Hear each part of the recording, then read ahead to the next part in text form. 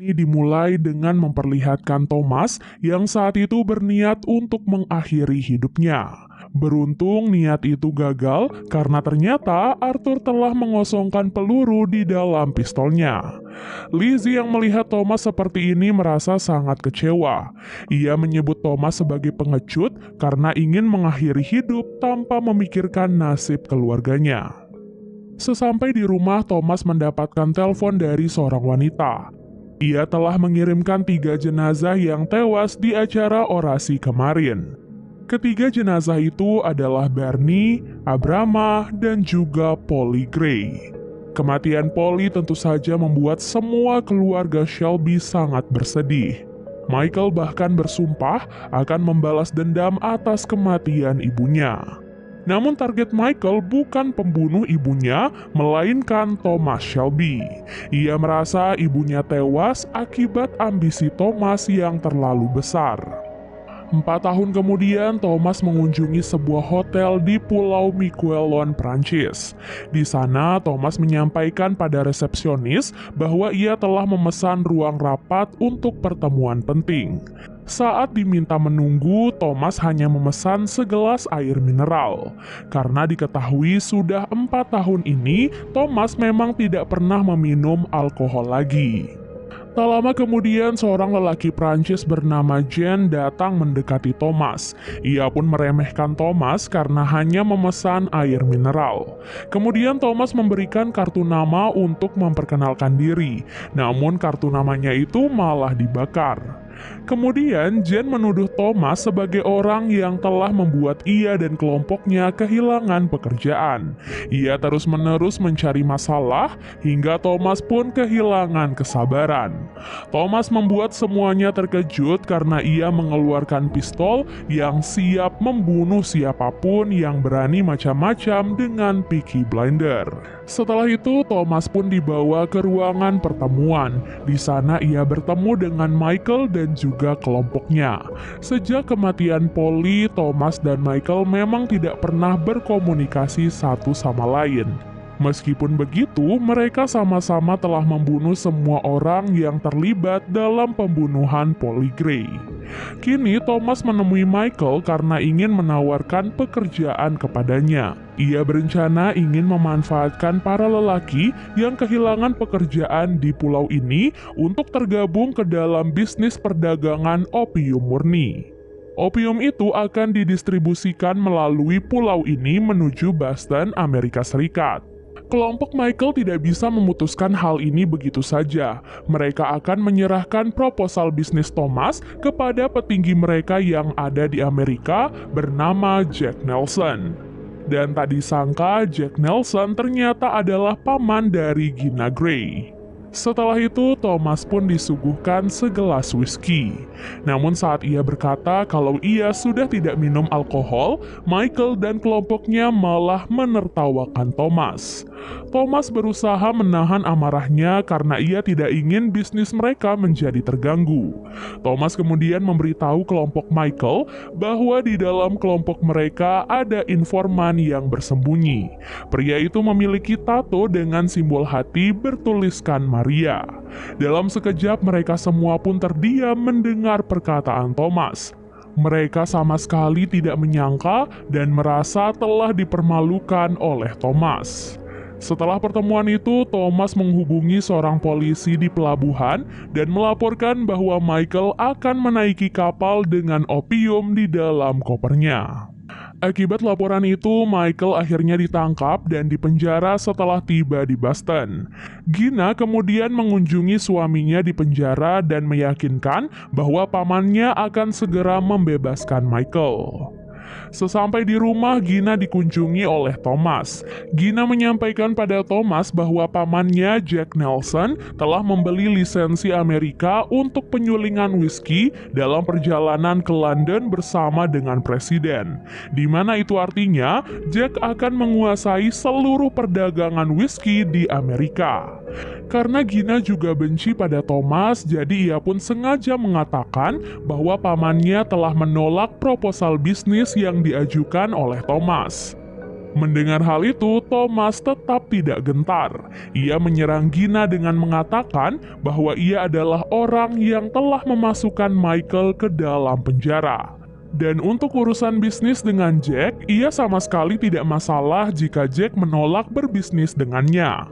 Karena kalau Jack menolak, maka Thomas bisa menjual semua opiumnya kepada orang Yahudi yang tinggal di Boston Timur, siapa lagi kalau bukan Alfie Solomon.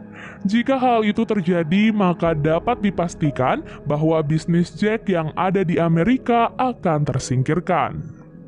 Pada malam harinya, Thomas mendapatkan telepon dari Lizzie yang mengatakan bahwa putri mereka Ruby mengalami demam tinggi.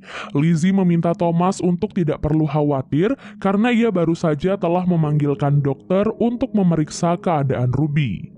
Namun saat Lizzie bercerita bahwa Ruby sempat mengigau bahasa Gypsy, Thomas tiba-tiba terkejut dan marah. Ia pun langsung menyuruh Lizzie untuk menjaga Ruby dan ia akan pulang malam ini juga.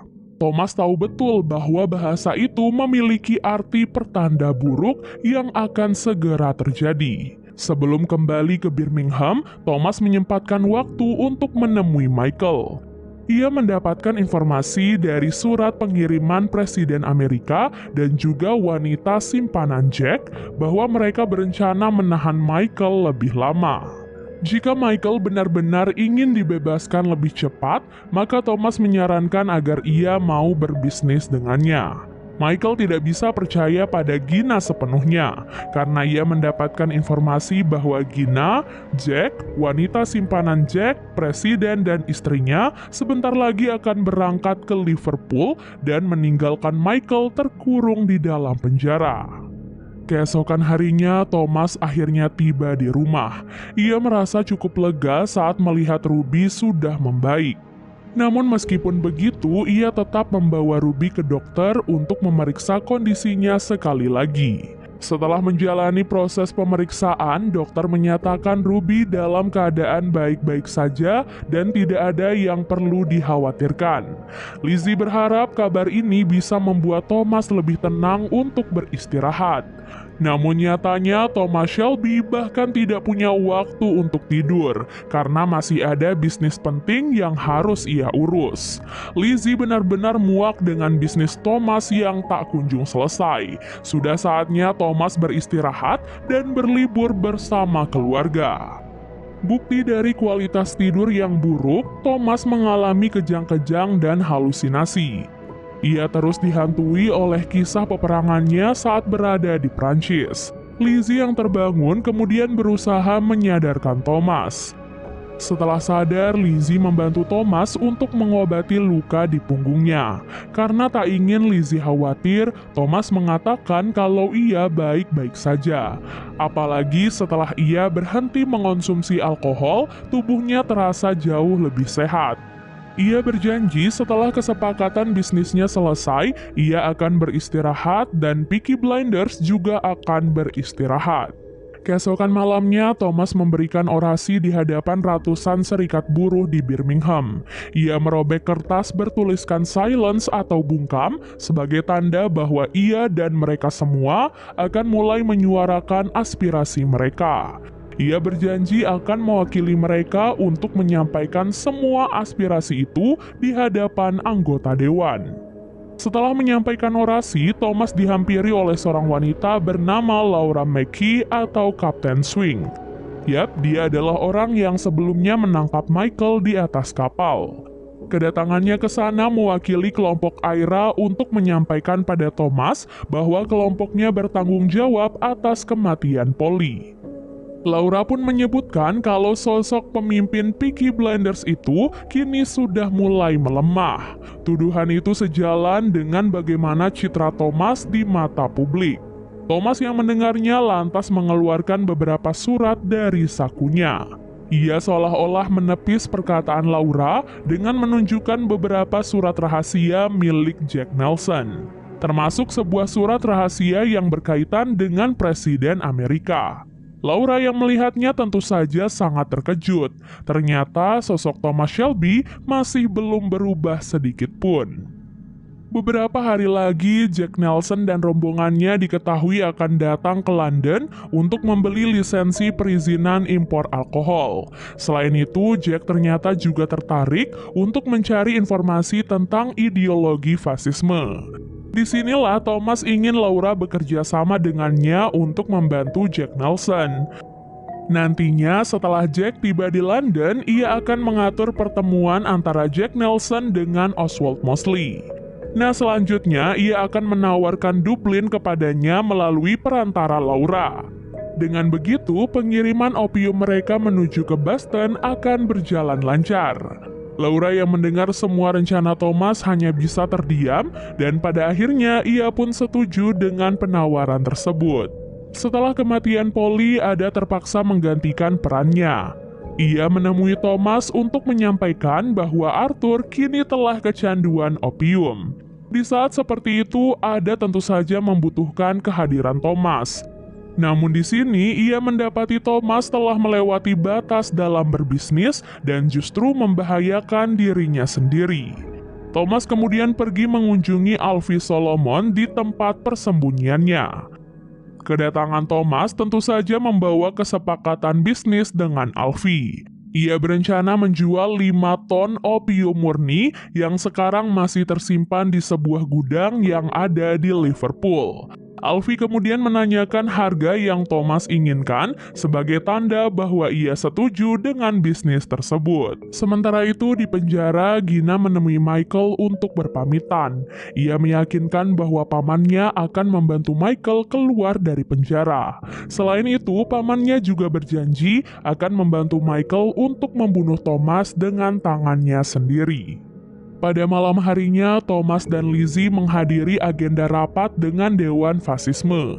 Sesuai janjinya dengan para demonstran, Thomas akan menjadi jembatan untuk menyuarakan aspirasi mereka dalam rapat tersebut. Tak lama kemudian, Arthur datang dan membuat keributan. Ia yang sudah kecanduan opium mengamuk di hadapan Thomas. Thomas kemudian berusaha menenangkan Arthur dengan memberikan sepucuk surat yang ia dapatkan dari Linda. Dalam surat itu, Linda menyampaikan bahwa ia masih membuka pintu maafnya untuk Arthur. Karena hal itu, Thomas meminta Arthur untuk berubah jika ia benar-benar ingin kembali bersama Linda. Dalam acara itu, Thomas bertemu dengan Mosley dan kekasih barunya yaitu Lady Diana. Setelah saling memperkenalkan diri, mereka berempat kemudian berkumpul di ruangan tertutup untuk membahas urusan bisnis. Setelah itu, Thomas menemui Jack Nelson yang baru saja tiba di London. Jack mengatakan bahwa ia berencana untuk membeli lisensi impor minuman keras karena bisnis itu sangat terjamin di Amerika. Mendengar hal itu, Thomas mengatakan bahwa ia dekat dengan seorang menteri bernama Churchill yang bisa memudahkan perizinan tersebut. Itu pun jika Jack bersedia bekerja sama dengannya. Namun jika Jack menolak, maka ia terpaksa akan menjual semua opiumnya kepada orang Yahudi. Perkataan Thomas membuat Jack berpikir, jadi ia pun akan mempertimbangkan penawaran itu terlebih dahulu sebelum nantinya ia membuat keputusan. Sesampai di rumah, Lizzie menemukan Ruby termenung di depan perapian. Saat menyadari Ruby mulai demam tinggi, Lizzie pun langsung memanggil dokter untuk memeriksanya. Ia kemudian menelpon kantor DPR untuk menghubungi Thomas, namun Thomas ternyata sedang menghadiri sebuah rapat. Setelah menelpon beberapa kali, Thomas akhirnya sampai di ruangannya. Baru saja membuka pintu ruangan, Thomas lagi-lagi dihantui oleh masa lalunya dalam peperangan. Sesampai di rumah, Thomas pun mendapatkan informasi dari Lizzie bahwa putri mereka mengalami batuk berdarah. Mengetahui hal itu, Thomas langsung membawa Ruby ke rumah sakit. Di sana, dokter dan perawat langsung membawa Ruby ke ruangan pemeriksaan, sementara Thomas ingin ikut masuk menemani putrinya. Dokter melarang Thomas untuk mendekati Ruby karena batuk berdarah adalah penyakit yang sangat menular. Thomas menganggap penyakit yang diderita oleh Ruby tidak semata-mata karena kondisi medis. Ia takut bahwa penyakit itu juga merupakan kutukan yang ia terima akibat perbuatannya di masa lalu. Oleh sebab itulah, Thomas pun memilih untuk pergi menemui kaum Gypsy demi menyelamatkan putrinya. Kebetulan di hari yang sama, Thomas memiliki janji untuk bertemu dengan Mosley dan Jack, jadi ia pun memerintahkan Ada untuk menggantikannya. Ada datang ke rumah Lady Diana yang dijadikan sebagai tempat pertemuan. Sejak awal ia rupanya sudah meremehkan seorang Ada Shelby. Namun nyatanya saat bertemu, memang tidak salah jika Thomas mengirim Ada untuk menggantikannya. Ia sangatlah pintar dan cerdik sama seperti kakaknya. Sebelum pertemuan itu dimulai, ia juga bahkan sudah melakukan sedikit riset tentang orang-orang yang akan hadir di dalam pertemuan tersebut. Di waktu yang sama, Thomas akhirnya tiba di pemukiman Clanley. Ia di sana untuk menemui Esme, mantan istri John, yang juga merupakan bagian dari kaum Gypsy. Thomas menemui Esme karena menduga ia adalah orang yang telah mengutuk putrinya. Namun setelah melihat reaksi Esme, ia pun yakin bahwa bukan dia yang telah mengutuk Ruby. Sesuai perintah dari Thomas, Ada diminta untuk menyerahkan undangan pada Mosley, Jack, dan juga yang lainnya. Di mana dalam pertemuan selanjutnya, Thomas akan menjelaskan terkait bisnis mereka lebih lanjut. Saat Thomas akan pergi, Esme pun mencegatnya. Esme mengajak Thomas ke sebuah lokasi yang mungkin bisa menjawab kebingungan Thomas tentang kutukan yang diterima oleh putrinya. Setelah menghadiri pertemuan itu, Ada pergi ke perusahaan Shelby. Ia penasaran apa sebenarnya bisnis yang selama ini dijalankan oleh Thomas. Dari catatan rahasia Thomas, diketahui ia memiliki opium dalam jumlah besar yang ia sembunyikan di dalam gudang yang ada di Liverpool. Ada yang melihatnya lantas pergi mencari Aisyah dan mengirimnya untuk memeriksa gudang tersebut. Pimpinan serikat pekerja yang bernama Hayden diketahui telah mengatur pencurian opium sehingga ia pun meminta Aisyah untuk memberikan pelajaran kepadanya. Aisyah juga diminta untuk membawa Arthur dalam operasi tersebut. Bagaimanapun juga harus ada perwakilan keluarga Shelby yang ikut agar para pekerja tidak berani macam-macam. Lagi pula di kantor itu, Arthur hanya menghabiskan waktu dengan dikurung di dalam berangkas karena takut efek opiumnya akan membahayakan orang lain. Singkat cerita, Arthur, Aisyah, dan para anak buahnya akhirnya tiba di gudang di Liverpool. Di dalam gudang itu, ia pun melihat para pekerja sedang santai bermain kartu. Arthur pun menanyakan di mana keberadaan Hayden, namun mereka malah mengabaikannya. Mereka tidak sadar kalau saat ini mereka sedang berhadapan dengan Peaky Blinders. Tak lama kemudian, Hayden datang dengan raut wajah santai. Arthur kemudian mendekati Hayden dan menyampaikan tentang pencurian opium yang ia lakukan. Bukannya merasa takut, Hayden malah menyerang Arthur dengan kata-kata bahwa ia telah kecanduan opium. Aisyah yang tidak tahan lantas langsung melayangkan pukulan ke arah Hayden, sementara Arthur memilih untuk pergi. Kembali ke Thomas, ia dan Esme akhirnya sampai di sebuah perbukitan. Untuk melanjutkan perjalanan, mereka terpaksa menggunakan seekor kuda. Di puncak bukit itu, mereka menemukan sebuah lokasi pemakaman. Sambil berjalan, Esme mengingatkan tentang batu safir terkutuk yang pernah membunuh Grace. Beberapa hari setelah kematian Grace, Thomas menyerahkan batu safir itu pada seorang peramal bernama Bethany Barwell. Batu itu kemudian ia serahkan pada adiknya yang bernama Yvette Barwell. Yvette kemudian mengalungkan batu safir itu kepada putrinya yang akhirnya tewas akibat penyakit paru-paru tepat di usia 7 tahun.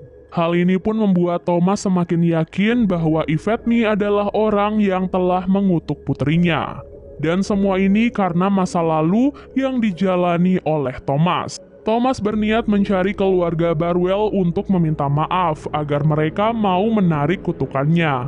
Namun sayangnya keluarga Barwell diketahui sudah lama pindah dan menetap di tepi laut.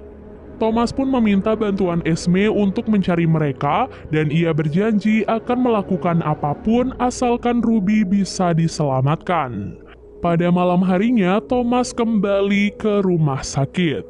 Sesampai di sana, Lizzie berteriak pada Thomas sambil mengatakan bahwa Ruby telah meninggal dunia. Lizzie sangat kecewa pada tindakan Thomas, hingga bahkan di saat terakhir hidup Ruby, ia tidak ada di sampingnya. Meskipun begitu, tepat sebelum kematiannya, Lizzie sempat menyampaikan pada Ruby bahwa ayahnya sangat menyayanginya. Semua perkataan Lizzie tidak bisa dicerna dengan baik oleh Thomas. Ia hanya mematung di bawah hujan sambil menangisi kepergian putrinya. Keesokan harinya, Thomas dan keluarganya mengantarkan jasad Ruby untuk proses pembakaran.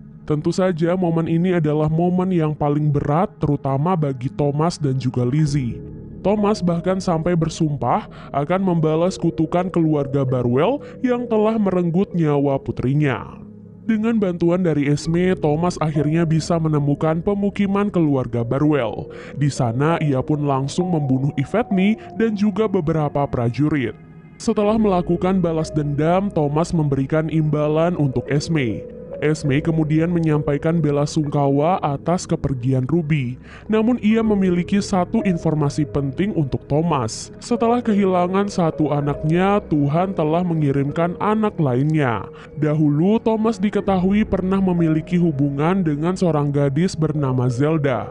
Hingga akhirnya gadis itu pun melahirkan seorang anak yang ia beri nama Duke. Thomas tidak mengetahui kenyataan itu karena ia lebih dulu bergabung dengan tentara dan pergi berperang ke Prancis. Beberapa tahun yang lalu Zelda meninggal dunia dan meninggalkan Duke hidup sebatang kara. Kini semua keputusan ada di tangan Thomas. Apakah ia mau mengakui anak itu atau membiarkannya hidup terlantar sebagai seorang pencuri? Pada malam harinya, sesuai undangan yang diberikan oleh Ada, Jack Nelson, Laura, Mosley, dan Diana mendatangi kediaman Thomas. Mereka di sana berkumpul untuk membahas ideologi fasisme dan juga bisnis yang akan mereka jalankan. Setiap orang memiliki peranan mereka masing-masing, mulai dari Jack Nelson sebagai penghubung ke Presiden Amerika, lalu ada Mosley yang akan mengambil peranan penting terkait pemerintahan di Inggris, dan Laura sebagai perwakilan Aira bisa memanfaatkan kekuasaannya untuk mengarahkan para pengikutnya dan beralih ke ideologi fasisme. Dan yang terakhir, Thomas yang memiliki citra baik dalam pemerintahan nantinya akan mengundurkan diri dari partai dan mencalonkan diri sebagai independen. Setelah menyepakati tujuan mereka, Jack Nelson berjanji akan menyalurkan senjata untuk Aira yang ia kirim dari Jerman melalui Boston. Ia juga berjanji akan membantu Thomas untuk mengimpor barang dagangannya. Keesokan harinya, Thomas sibuk mengetik semua percakapan dalam pertemuan tadi malam. Semua teks percakapan itu akan ia kirim ke Menteri Churchill sebagai bukti untuk menjatuhkan mereka semua.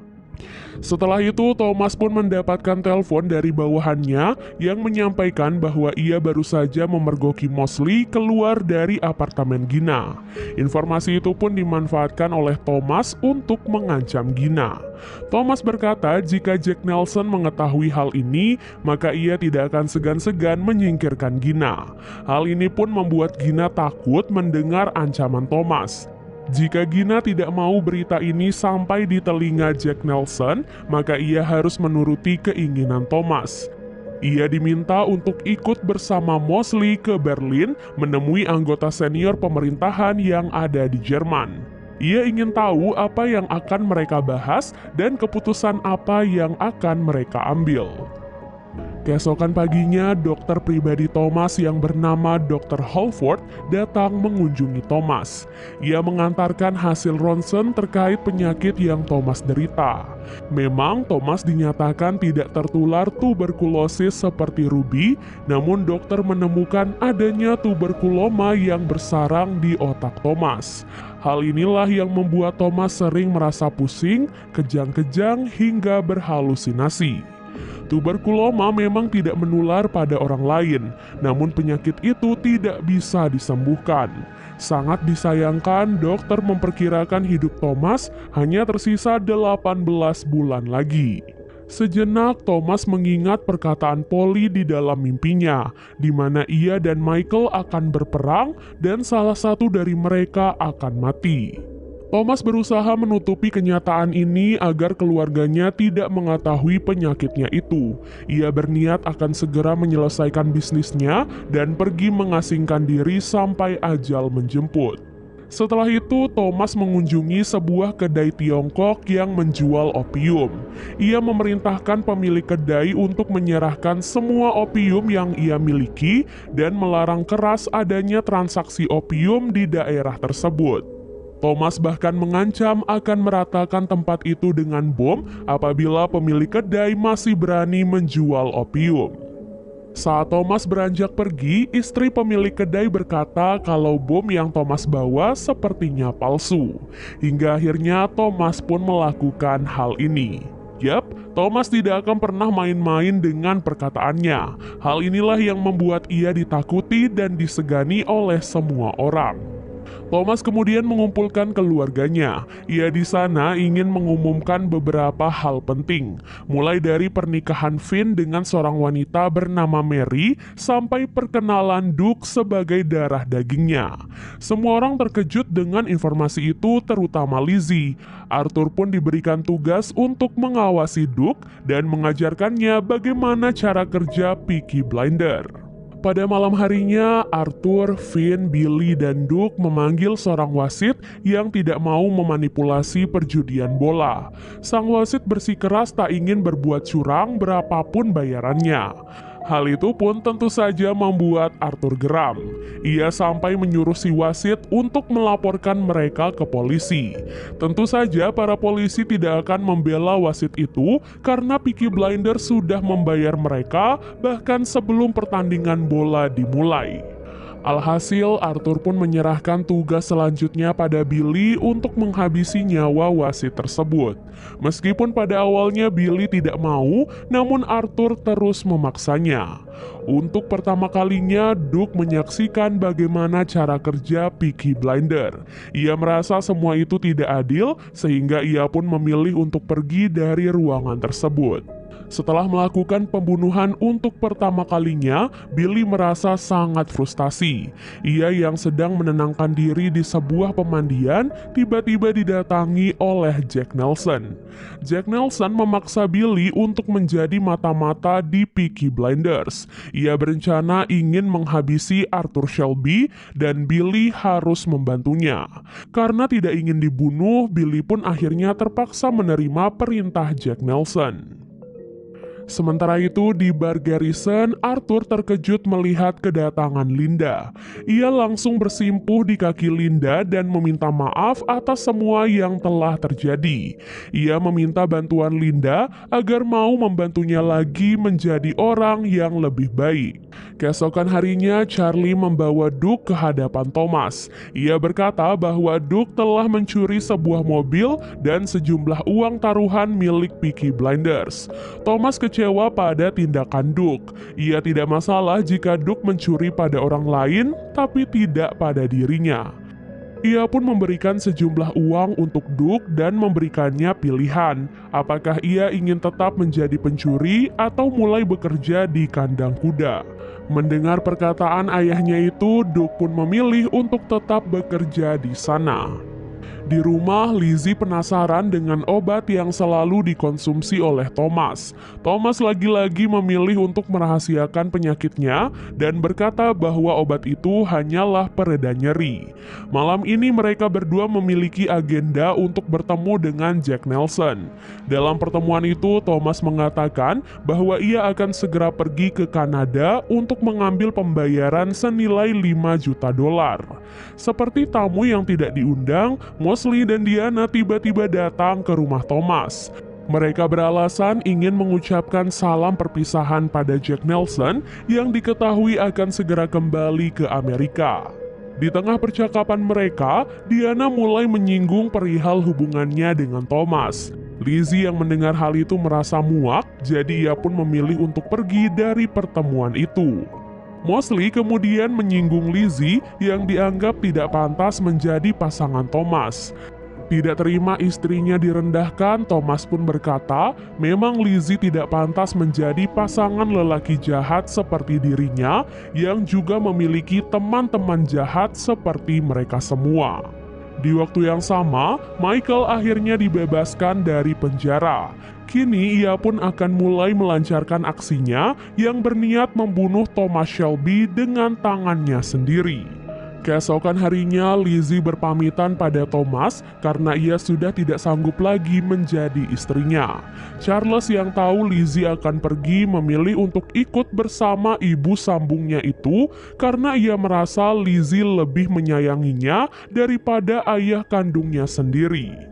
Thomas pun terpaksa mengizinkan mereka pergi dan ia akan menyiapkan rumah baru untuk mereka. Lagi pula ia juga berniat merobohkan rumahnya itu dan pergi mengasingkan diri karena umurnya sudah tidak lama lagi. Sementara itu Charlie mengajak Duke berkeliling di gudang persenjataan Peaky Blinders. Sebagai darah daging Thomas Shelby, ia juga tentu saja dipersiapkan untuk menjadi gangster dan pemimpin Peaky Blinders yang selanjutnya.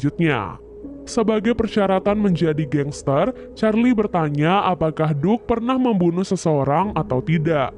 Tak diduga, ia ternyata pernah membunuh seorang perawat yang menolak mengobati ibunya hanya karena ia adalah seorang gypsy. Sesampai di kantor, Thomas terkejut melihat Arthur yang sudah berada di dalam ruangannya. Ternyata, Arthur baru saja membaca hasil ronsen penyakit Thomas. Arthur merasa sangat bersedih saat mengetahui Thomas sebentar lagi akan menyusul kematian John. Thomas pun berusaha menenangkan Arthur dan memastikan semuanya akan baik-baik saja. Setelah bisnisnya selesai, ia akan pergi mengasingkan diri dan meninggalkan semua harta kekayaannya untuk keluarga Shelby. Demi kebaikan mereka semua, Arthur pun diminta untuk tidak membicarakan penyakit Thomas kepada siapapun. Setelah itu, Thomas memanggil semua anggota Peaky Blinders untuk berkumpul di bar Garrison. Di sana, Thomas mengumumkan bahwa ia akan pergi ke Kanada untuk mengambil uang pembayaran opium. Ia rencananya akan pergi sendiri karena di sana sudah ada Johnny Dog yang akan menunggunya. Selama ia pergi, para anggota Peaky Blinders diperintahkan untuk mengosongkan rumahnya karena rumah itu akan segera dirobohkan. Sementara itu di Pulau Miquelon, Michael tiba dengan membawa sebuah tas misterius. Tas itu kemudian dibawa dengan sangat hati-hati karena berisi sebuah bom waktu. Bom itu rencananya akan digunakan oleh Michael untuk membunuh Thomas. Karena saat itu ibunya pernah berkata kalau bukan peluru yang akan membunuh Thomas Shelby. Di waktu yang sama, para anggota Peaky Blinders mengepung Billy di dalam rumah Thomas. Ternyata mereka semua kecuali Finn telah mengetahui bahwa Billy adalah pengkhianat.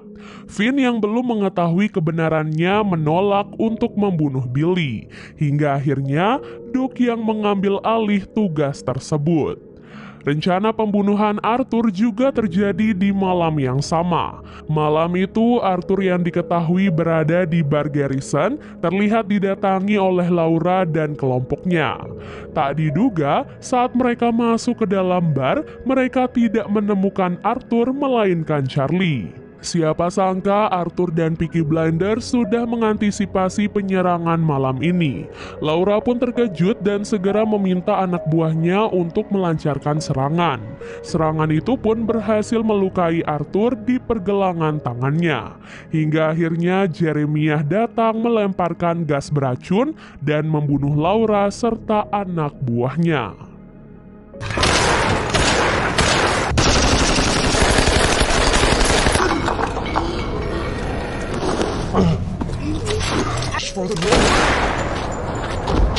Kembali ke Miquelon, Thomas akhirnya sampai di tempat pertemuan. Saat itu Michael sengaja mengajak Thomas menaiki mobilnya untuk memeriksa opium di tempat yang lain. Saat mereka akan pergi, Michael berkata kalau dompetnya tertinggal di dalam bar, dan setelah itu inilah yang terjadi.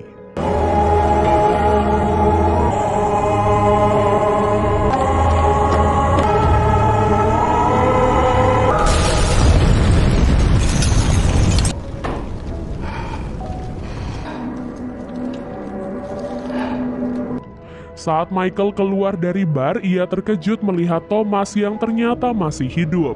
Tak disangka, Thomas ternyata telah mengetahui rencana pembunuhannya dan bom itu telah dipindahkan oleh Johnny Dock ke mobil anak buah Jack. Karena kejadian itulah, Thomas pun marah pada Michael dan ia pun langsung membunuhnya.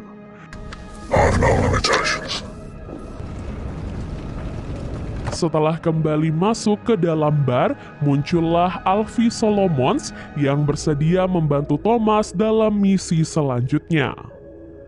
Setibanya di Birmingham, Thomas langsung meratakan rumahnya sesuai rencana.